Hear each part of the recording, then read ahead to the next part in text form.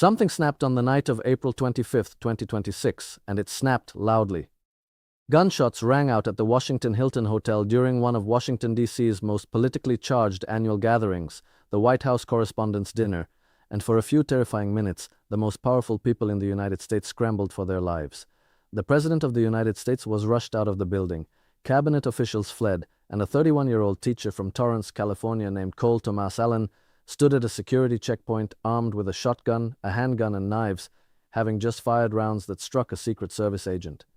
He called himself, in his own words, the friendly federal assassin, and the fact that we are even having this conversation right now, the fact that this man got as far as he did, tells us something deeply troubling about where America is right now. Not just about one man's radicalization, but about the system, the rhetoric, the funding failures, the power structures, and the moral condition of a country that seems to be fracturing in real time right before our eyes.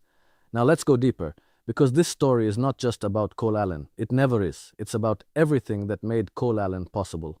Cole Thomas Allen, 31 years old, from Torrance, California, worked part-time as a teacher and also developed video games. He was by all outward appearances a quiet, functional, even accomplished member of society. He graduated from the California Institute of Technology in 2017 with a mechanical engineering degree and later received a master's in computer science from California State University, Dominguez Hills, in 2025. Think about that for a moment. This is not a man who fell through the cracks of poverty or illiteracy. This is an educated engineer, a Caltech graduate, a man who, just months before walking into that hotel with loaded weapons, was named his tutoring company's Teacher of the Month in December 2024. That is the part that should stop you cold, because it strips away the comfortable explanation that these things only happen to broken, uneducated, marginalized people. Sometimes they happen to people who look perfectly fine from the outside, and yet something was clearly burning underneath the surface for a very long time.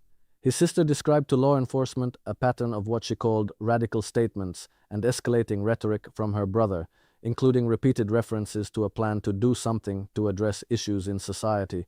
His family knew, his sister knew.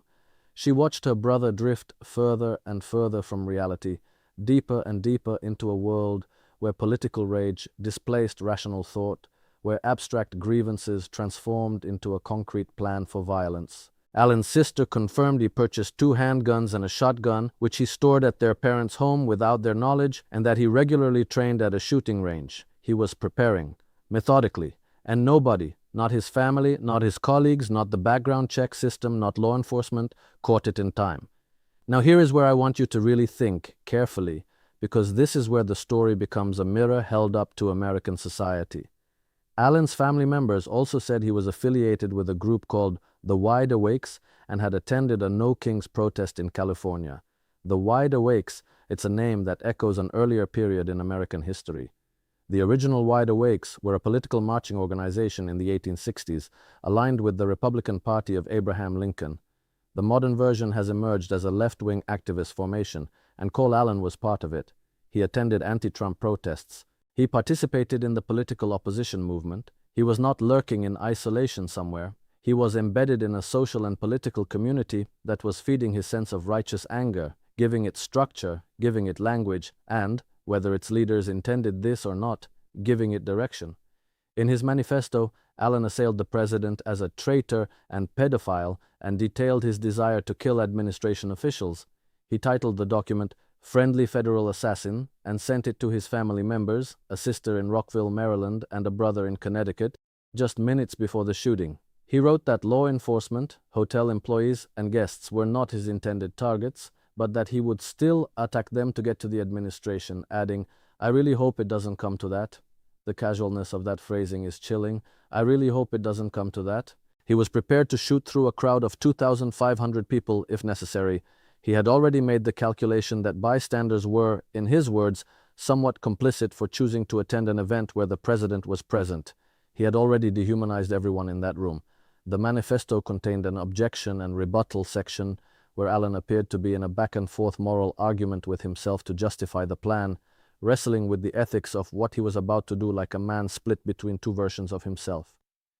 That detail is extraordinarily important, because it tells us that Cole Allen was not delusional, he was not psychotic in the clinical sense, where reality had completely dissolved.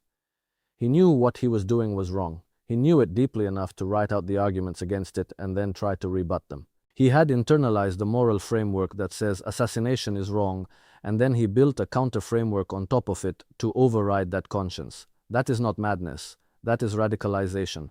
That is a man who was methodically talked himself, out of his most basic moral instincts through a long process of ideological saturation. And this is the part of the conversation that most of the mainstream media will desperately want to avoid. Because the question we have to ask is not just who Cole Allen is. The question is, what environment produced him? What rhetorical ecosystem did he swim in every single day that slowly normalized in his mind the idea that political violence against a sitting administration might be justifiable? Allen's political rhetoric aligned with themes commonly voiced by left-wing and progressive activists, referencing alleged victims of administration abuses, people detained, people harmed, children in danger. None of those allegations were supported by evidence in his writing. They were emotional assertions absorbed from a media and political culture that has spent years producing content designed to maximize moral outrage.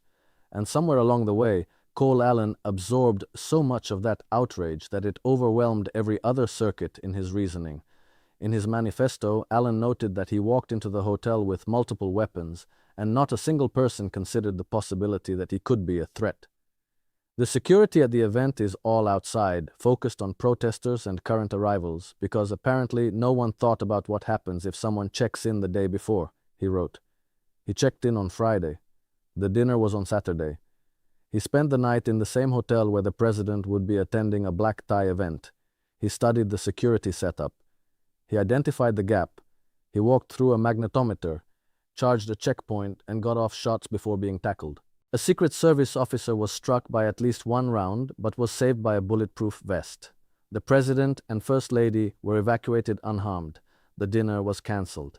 And America woke up the next morning to the reality that this was, by any reasonable definition, an assassination attempt.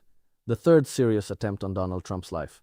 Now let's talk about something that is not being discussed loudly enough, because there is a structural dimension to this story that goes beyond Cole Allen's psychology and his manifesto and his shotgun. The shooting occurred during a more than 60-day funding stalemate in Congress over the Department of Homeland Security, a lapse driven by Senate Democrats blocking funding bills following a deadly January incident involving immigration officers. Negotiations had remained stalled, with Democrats seeking changes to DHS operations while Republicans pursued alternative funding mechanisms. The Secret Service, the very agency responsible for protecting the life of the President of the United States, had been operating without proper appropriated funding for over 2 months at the time of this attack. The Secret Service agent who was shot that night and the colleagues who tackled Allen to the ground were doing that job without pay, still waiting for back pay to be issued once funding is restored. Let that sit with you.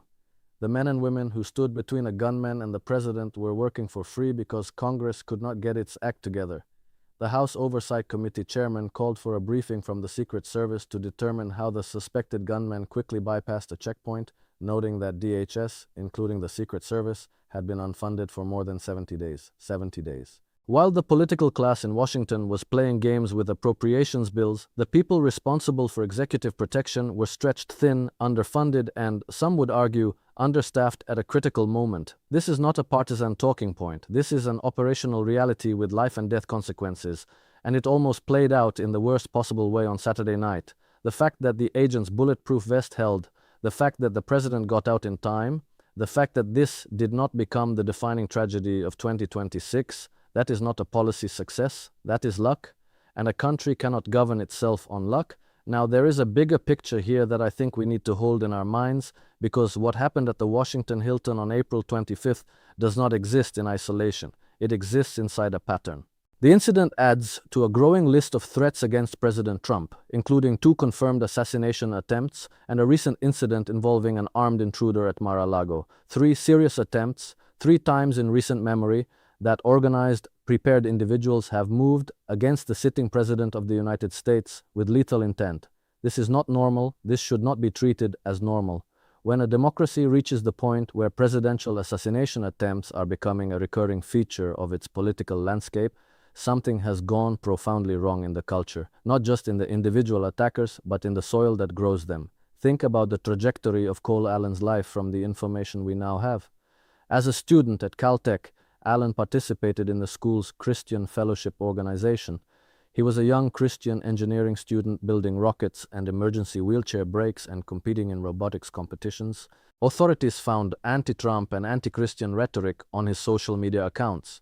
Somewhere between the young man photographed at a Christian fellowship event in college and the 31-year-old who charged a security checkpoint with a shotgun, something fundamental changed. His faith eroded, his politics radicalized, his sense of moral order inverted to the point where he was writing manifestos justifying political killing as a patriotic duty. That is not a simple story of a bad person doing a bad thing. That is a story of a person who was remade by the environment around him, reshaped by years of ideological saturation into someone capable of violence in the name of justice. Allen is not cooperating with investigators, and he is expected to be arraigned in federal court on charges of using a firearm during a crime of violence and assault on a federal officer using a dangerous weapon, with additional charges expected to follow. Whatever legal process unfolds in the coming months, whatever sentence ultimately falls on Cole Allen, and it will be a severe one, that process will not answer the deeper question. The legal system can punish what happened on Saturday night. It cannot explain how it was that a Caltech-educated teacher from Torrance, California, got to the point of walking into a Washington hotel with a shotgun and a manifesto titled "Friendly Federal Assassin." That explanation requires us to look at something harder. It requires us to look at the political media complex that profits from maximum outrage.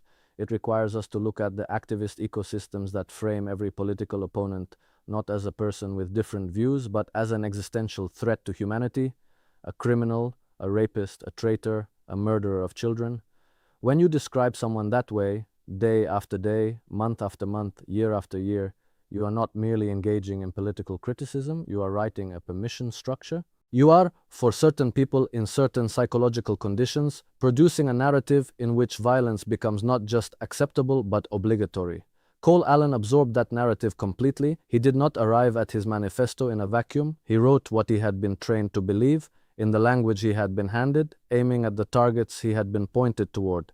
And so the question that should haunt every serious person in America right now is not just who is Cole Thomas Allen. The question is, who else is out there? Who else is sitting in a quiet apartment somewhere in Los Angeles or Chicago or Atlanta, training at the firing range on weekends, consuming a steady diet of political content that tells them the republic is being destroyed by monsters, and quietly writing their own version of a manifesto that they have not yet sent?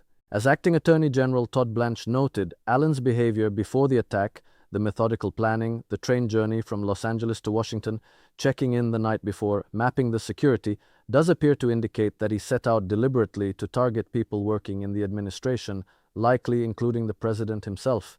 This was not impulsive, this was planned, which means the conditions that produced the plan were already in place long before Saturday night. Senator Tim Sheehy announced Sunday that he will introduce legislation to approve construction of a White House ballroom, arguing the project is necessary to ensure the safety of the president and officials attending large events in Washington. Trump himself noted that if the ballroom currently under construction at the White House had been complete, the event would have been held under military-grade security rather than at a commercial hotel. That may be true. A more secure venue would have made what Allen attempted considerably more difficult. But architecture is not ideology. A ballroom cannot address the rage that filled Cole Allen's manifesto. Stronger checkpoints cannot unradicalize the people who are already radicalized inside the system. Security improvements are necessary and urgent, and Congress needs to fund them. But they are treating the symptom, not the disease. What we are watching unfold in real time in the United States is a civilization in the process of losing the shared moral grammar that holds it together. The basic agreement that political opponents are not enemies to be eliminated. The basic premise that democracy resolves disagreement through elections and argument, not through shotguns and manifestos. Cole Allen rejected that premise completely. He decided on his own that he had a duty, a civic duty, a moral duty, to take lethal action against the elected government of the United States because he disagreed with its policies. And the terrifying truth is that the culture around him had been, for years, supplying him with the philosophical vocabulary to reach exactly that conclusion. When every election is described as the last chance to save democracy, when every policy disagreement is framed as genocide, When every political figure on the other side is labeled a fascist, a traitor, a criminal, you are not arguing politics anymore. You are building a world in which Cole Allen makes perfect sense to himself. That is the real emergency here. Not just the man who charged the checkpoint on Saturday night, but the millions of small steps taken daily by media figures, politicians, and online influencers who profit from turning citizens into opponents and opponents into monsters. The funding crisis at DHS is urgent. The security failures at the Washington Hilton are urgent. The charges against Cole Allen are urgent, but none of that addresses the fundamental question of what kind of society we are becoming and whether we still have the capacity to pull ourselves back from the edge before someone, somewhere, the next Cole Allen succeeds where this one failed. That is the conversation America needs to have right now, and almost no one has the courage to start it honestly.